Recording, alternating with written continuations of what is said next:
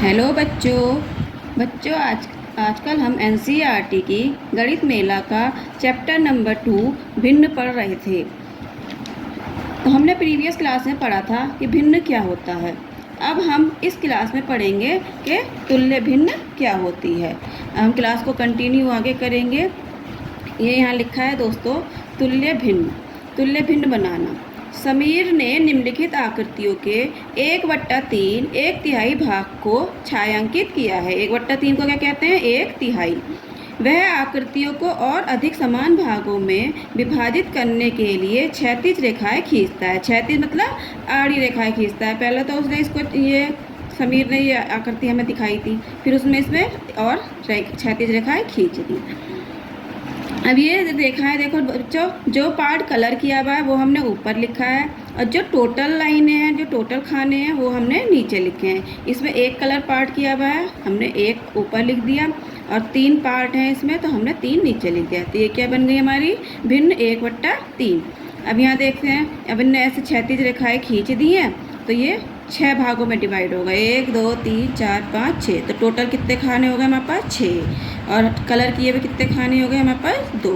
ये हो गई हमारी भिन्न 2/6। अब आगे देखते हैं। अब यहाँ पर उसने 2 क्षैतिज रेखाएँ खींच दी हैं, तो ये हमारे कुल खाने कितने हो गए? 1 2 3 4 5 6 7 8 9। तो हमने ये 9 नीचे लिख दिया। अब कलर्ड खाने कितने हो गए हमारे पास? 1 2 3। तो हमने ये 3 ऊपर लिख दिया। अब आगे देखते हैं। अब इसने 3 क्षैतिज रेखाएं खींच दी हैं। क्षैतिज मतलब आड़ी रेखाएं। तो हमारे पास कितने खाने हो गए? 1 2 3 4 5 6 7 8 9 10 11 12। तो टोटल जितने भी खाने होते हैं या टोटल जितने भी पार्ट होते हैं उसको हम नीचे लिखते हैं। हमने यहाँ लिख दिया 12। अब हमारे पास कलर किए हुए कितने खाने बचे? 1 2 3 4। तो 4 हमने लिख दिया ऊपर। ये भिन्न बन गई 4/12। अब आगे देखते हैं क्या कहता है ये। वह एक रोचक पैटर्न दिखाता है।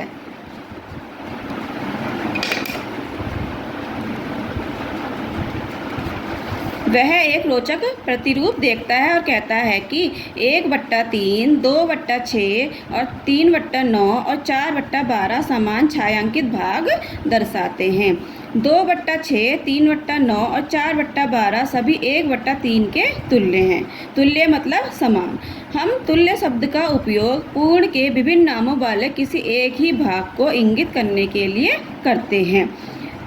अब ये देखिए, 2/6 3/9 4/12 के इक्वल हैं? 2/6।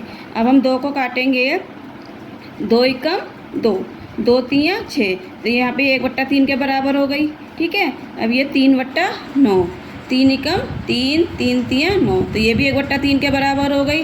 तो ऐसे ही ये 2/6 3/9 4/12 सब 1/3 के तुल्य हैं। नीचे दिए गए पूर्ण को और अधिक बराबर भागों में विभाजित कीजिए और 1/3 के समतुल्य भिन्न ज्ञात कीजिए। उन्हें चित्रों के नीचे दिए गए बक्सों में लिखिए। अब हमें क्या करना है, ऐसे ही हमें यहाँ पे और भिन्न लिखनी है। ठीक है। ये हमने 1/3 लिख दिया यहाँ पे, क्योंकि हमारे टोटल खाने कितने हैं? 3 है, और कलर किया हुआ पार्ट कितना है? 1। तो हमने यहाँ पे 1/3 लिख दिया। ठीक। अब आगे देखते हैं। ये हमने यहाँ पे एक लाइन और खींच दी। अभी कितने खाने हो गए? 6। जैसे मैंने अभी पीछे बताया था। तो टोटल खाने कितने हो गए? 6, और कलर किए हुए खाने कितने हो गए? 2। अब आगे देखो, यहाँ पे मैंने 2 रेखाएं खींच दी। अभी टोटल खाने कितने हो गए? 9, और कलर किए हुए खाने कितने हो गए? 3। तो ये 3/9 हो गया। अब ये सब क्या है? 1/3 के बराबर है। क्या आपको प्राप्त सभी समतुल्य भिन्नों में कोई प्रतिरूप दिखाई देता है? ये कह रहा है कि क्या हमें यहाँ पे कोई एक प्रतिरूप दिखाई दे रहा है जो समतुल्य भिन्न के बराबर हो? हाँ, हमें दिखाई दे रहा है, बिल्कुल दिखाई दे रहा है। हाँ, हमें दिखाई दे रहा है। 1/3। अब यह इसको मैं काटूंगी तो ये भी 1/3 ही आएगा। 2 एकम 2, 2 तियाँ 6। 3 से काटूंगी, 3 एकम 3, 3 तियाँ 9, 1/3 ही आएगा। 4 एकम 4, 4 तियाँ 12, ये भी 1/3 ही आएगा। अब जैसे ये पैटर्न देखेंगे हम कैसे बढ़ रहा है, इसको ऐसे ही बढ़ाएंगे। यहाँ पे लिखा है 1 2 3 4, तो मैं यहाँ लिख दूँगी 5। यहाँ पे लिखा है 3 का टेबल है। 3 दूनी 6, 3 तियाँ 9, 3 चौको 12, 3 पंजे 15। ऐसे यहाँ पे मैं लिख दूँगी 6। यहाँ पे 3 का टेबल, 3 छंग 18। यहाँ पे मैं लिख दूँगी 7, 3 सत्ते 21। यहाँ पे मैं लिख दूँगी 8, 3 अट्ठे 24 दिया हुआ है। यहाँ पे मैं लिख दूँगी 9 और 3 9 36। ठीक है, समझ में आ गया? ओ सॉरी, यहाँ पे मैं लिखूँगी 8 3 24, 9 3 4 9 36, 12 3 36, यहाँ पे आएगा 12, 12 3 36। ठीक है, आप कैसे जानते हैं कि एक भिन्न दूसरे भिन्न के समतुल्य है? कक्षा में चर्चा कीजिए। नीचे दिए गए चित्र एक कोण के 2/5 भाग दर्शाते हैं। 2/5 के तुल्य भिन्न ज्ञात कीजिए और प्रत्येक चित्र के नीचे ज्ञात की गई भिन्न लिखिए। तो क्या कह रहा है यहाँ पे, इसने 2/5 भाग दे दिए हैं हमें, 1 2 3 4 5, टोटल भाग हमारे 5 हैं। कलर किए हुए कितने, 1 और 2, वो 2 ऊपर लिख दिया। ठीक है, अब हमें इसके तुल्य भिन्न ज्ञात करनी है। अब हमें तुल्य भिन्न ज्ञात करनी है, ये हमें दे रखा है कितने होगा, इसमें हमें बीच में लाइन खींची तो ये क्या हो गया, नीचे 10 खाने हो गए टोटल, और कलर किए हुए खाने कितने हो गए, 1 2 3 4। अब हमें ऐसे ही करना है, इसमें हमने 2 लाइनें खींच देनी है। हमारे पास कितने खाने हो गए, 1 2 3, 3 दूनी 6, 3 3 9, 3 चौके 12, 3 पंजे 15। हमारे पास कलर किए हुए खाने कितने हो गए, 1 2 3 4 5 6। अब हम यहाँ पे 3 लाइन खींच देंगे। अब हमारे पास कितने खाने हो गए, 1 2 3 4 5 6 7 8 9 10 11 12 13 14 15 16 17 18 19 20। कलर किए हुए खाने कितने हो गए, 1 2 3 4 5 6 7 8। ठीक है, लेकिन ये तो तुम्हें खानों की तरह से समझाया हुआ है। अब हर जगह तो खाने नहीं होंगे ना, अब हमें पेपर में भी सॉल्व करना पड़ेगा, वहाँ पे खाने दिए हों नहीं दिए हों। तो इसका मतलब समझो हम क्या करते हैं। अब मैंने ये पे 2/5 लिखा है। ठीक है, अब मैंने इसकी भागा दिया, 2 से 2 गुणा कर दी इसकी, 2 दूनी 4 और 2 पंजे 10। जिससे मैं इसकी गुणा करूँगी अंश की, उसी से उसकी हर की गुणा करूँगी। ये बताया था मैंने, ऊपर वाला अंश होता है, नीचे वाला हर होता है। अब मैं यहाँ पे फिर 2 से गुणा कर दूँगी, 3 से गुणा कर दूँगी। अब मैंने यहाँ पे 2 से गुणा करी थी, अब मैं यहाँ 3 से गुणा करूँगी। 3 दूनी 6, 3 पंजे 15। अब मैं 4 से गुणा कर दूँगी, 4 दूनी 8, 4 पंजे 20। समझ में आ रहा है? अब आगे बढ़ते हैं। ये कह रहा है 2/5, 4/10। अब इसको आगे बढ़ाना, हम क्या करेंगे, पहले ये 2 से गुणा कर रखिए, 2 दूनी 4, 2 पंजे 10, और हम 3 से गुणा करेंगे। किससे करेंगे, 3 से। 3 दूनी 6, 3 पंजे 15, 4 दूनी 8, 4 पंजे 20। अब हमें नीचे वाला दे रखा है, हम देखेंगे इसमें कितने में गुणा कर रखी है। तो 5 का भागा 50 में कितनी बार आता है, 5 धाम 50, 10 बार कर रखी है। कितनी बार कर रखी है ये, 10 बार। तो 10 से 2 की गुणा करेंगे, 10 दूनी क्या आएगा, 20। तो यहाँ क्या लिखेंगे हम, 20। अब हम देखेंगे 5 की गुणा यहाँ 100 में कितनी बार कर रखी है, 100 में 5 की गुणा 20 बार कर रखी है। कितनी बार कर रखी है, 20 बार। तो 20 की गुणा 2 से कर देंगे, 20 दूनी 40, क्या आ जाएगा ऊपर, 40। ठीक है, समझ में आया सबको? जिसकी गुणा नीचे करते हैं उसी की गुणा ऊपर करते हैं। ठीक, अब आगे बढ़ते हैं।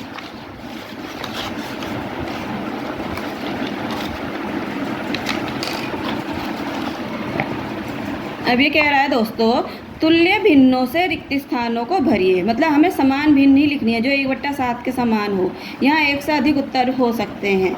ठीक है, 1/7। अब मैं क्या करूँगी, 2 से इसकी गुणा कर दूँगी, 2 से ऊपर गुणा करूँगी और 2 से ही नीचे गुणा करूँगी। 2 एकम 2, 2 सत्ते 14। अब मैं ऐसे यहाँ भी 2 से गुणा कर दूँगी, 2 दूनी 4, 2 तियाँ 6। तो ये क्या होगी, 4/6, 2/3 के तुल्य हो गई। ठीक, अब मैं यहाँ भी 2 से गुणा कर दूँगी, 2 तियाँ 6, 2 चौको 8। 3 से भी कर सकते हैं, 4 से भी कर सकते हैं, लेकिन जिससे ऊपर गुणा करेंगे उसी से ही नीचे गुणा करेंगे। अब यहाँ मैं 3 से गुणा कर देती हूँ, 3 तियाँ 9 और 3 पंजे 15, 9/15। ठीक है, समझ में आया? किसी से भी गुणा कर सकते हैं, लेकिन जो ऊपर करेंगे वही हर में भी करेंगे। तुल्य भिन्नों पर सही का चिन्ह लगाइए। 2/3 और 3/4। क्या कह रहा है, जो सही है उस पर टिक लगाना है, जो गलत है उस पर क्रॉस लगाना है। तो 2/3 और 3/4 एक समान है, बिल्कुल भी नहीं है। ना तो ये 2 से कटेगा ना ये कटेगा, तो ये नहीं है। अभी ये देखते हैं, 3/5 और 6/10 एक समान है। अब मैं 3 का भागा अगर इसमें देती हूँ, 2 का भागा 6 में काटती हूँ, 2 तियाँ 6, 2 पंजे 10। तो मेरा ये 3/5 ही आया। तो ये क्या होगा, हाँ ये तुल्य भिन्न है। अब आगे देखते हैं। अब मैं इसको काटती हूँ। 2 दूनी 4 और 2 छिंग 12, तो ये 2/6 ही आया और यहाँ भी 2/6 है, तो क्या है ये समान भिन्न है। हाँ, ये क्या है 3 दूनी 6 और 3 3 9। अब मेरा ये काट के आ रहा है 2/3, लेकिन यहाँ पे क्या है मेरा 1/3, तो ये तुल्य भिन्न नहीं है। ठीक, आगे बढ़ते हैं। रिक्त बक्सों को इस प्रकार से भरिए कि भिन्न समतुल्य हो जाएं। अब हमें यहाँ पे भरना है इनको बराबर करने के लिए। तो अभी मैंने जैसे बताया था इसकी गुणा करते हैं इससे, तो ये हमारा निकल जाता है। लेकिन यहाँ पे हमें ये पहले दिया हुआ है, तो हम ये देखेंगे कि इसको इसमें कितनी बार भाग जाएगा। 5 का भागा 10 में देंगे तो कितनी बार गया है, 5 दूनी 10। तो 2 जो है हम 2 से गुणा कर देंगे। 2 दूनी क्या आ जाएगा 4। 5 का भागा 10 में देंगे 2 बार गया, 5 दूनी 10 और 2 की गुणा 2 से कर दी तो 2 दूनी 4 आ गया। ठीक, 4 का भागा 16 में देंगे कितनी आ जाएगा, 4 चौक 16। तो 3 की गुणा किससे करेंगे हम, 3 चौक 12। 4 का भागा 8 में दिया कितनी बार गया, 4 दूनी 8। तो 2 की गुणा 7 से करेंगे, 7 दूनी 14। अब ये क्या हो गई, तुल्य हो गई इसके।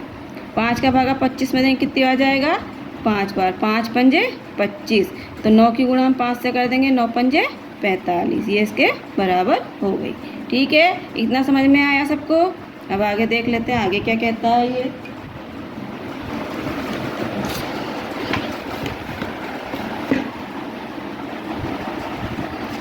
अगला कह रहा है नीचे दी गई भिन्नों की तुलना लेस देन और मोर देन चिन्हों का उपयोग करके कीजिए। ठीक है, ये 1/4 दिया हुआ है, ये 3/4 दिया हुआ है। पहले तो हम ये देखेंगे, पहले अंश किसे कहते हैं बच्चों, ऊपर वाली डिजिट को अंश कहते हैं, नीचे वाली डिजिट को क्या कहते हैं, हर कहते हैं। ठीक है, अब हम ये देखेंगे कि हर हमारा समान है सब में या नहीं है। अब मैं ये देख रही हूँ 1/4, 3/4, 7/8, 3/8, तो इसमें सब में समान दिया हुआ है नीचे हर।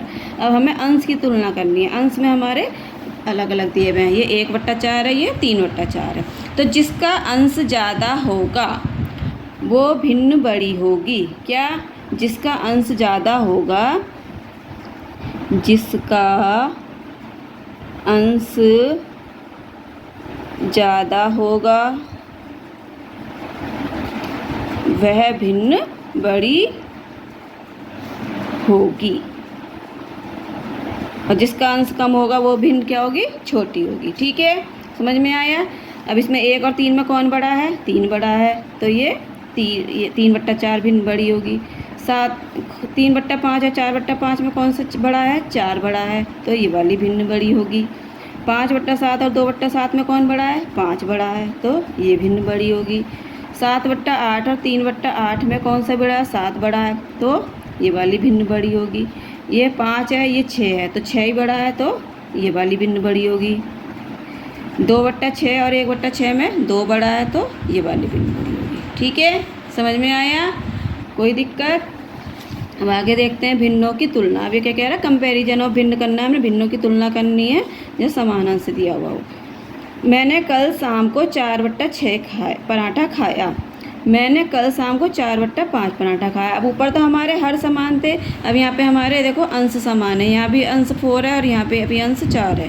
ठीक है, लेकिन यहाँ पे हर भिन्न है, यहाँ पे हर 6 है और यहाँ पे हर 5 है। क्या आप बता सकते हैं सेबी और समी में से किसने अधिक पराठा खाया, जिस अपनी भिन्न किट का उपयोग करके उत्तर का पता लगाइए। तो यहाँ पे मैं एक बार बता दूँ, जहाँ पर अंश ज़्यादा था वहाँ भिन्न बड़ी थी, लेकिन अब यहाँ पे जहाँ पर हर ज़्यादा होगा वहाँ भिन्न छोटी होगी। जहाँ हर बड़ा होगा भिन्न छोटी होगी। ठीक है, यहाँ उल्टा हो जाएगा, यहाँ सीधा सीधे वाला काम नहीं चलेगा कि हाँ हर बड़ा है तो भिन्न बड़ी है, हर बड़ा है तो भिन्न छोटी है। अब आगे देखते हैं क्या कहता है दोस्तों। ये 3/8 है, ये 3/7 है। यहाँ पे देखो अंश हमारा समान है, 3 और 3 ही दिया हुआ है, लेकिन हमारा हर 8 बड़ा है। हर 8 बड़ा है तो हमारी भिन्न ये वाली बड़ी होगी। कौन सी बड़ी होगी, ये वाली। यहाँ पे देखते हैं, ये 4/9 है, अंश समान है, 4/10 है, लेकिन हर 9 है और ये 10 है, तो हर कौन सा बड़ा है हमारा? 10 बड़ा है। 10 बड़ा है तो भिन्न कौन सी बड़ी होगी? 9 वाली बड़ी होगी। ठीक है, ऐसे ही ये 7 बड़ा है तो भिन्न हमारी ये वाली बड़ी होगी, 5 वाली। ये 5/7 है, ये 5/6 है, तो भिन्न हमारी 6 वाली बड़ी होगी। यहाँ पे 6/9 दिया है, 6/10 दिया है, तो 10 हर बड़ा है तो भिन्न हमारी 9 वाली बड़ी होगी। यहाँ 7/9 दिया है, 7/11 दिया है, 11 बड़ा है, 11 हर बड़ा है ना, तो भिन्न हमारी 9 वाली बड़ी होगी। ठीक, इतना समझ में आया?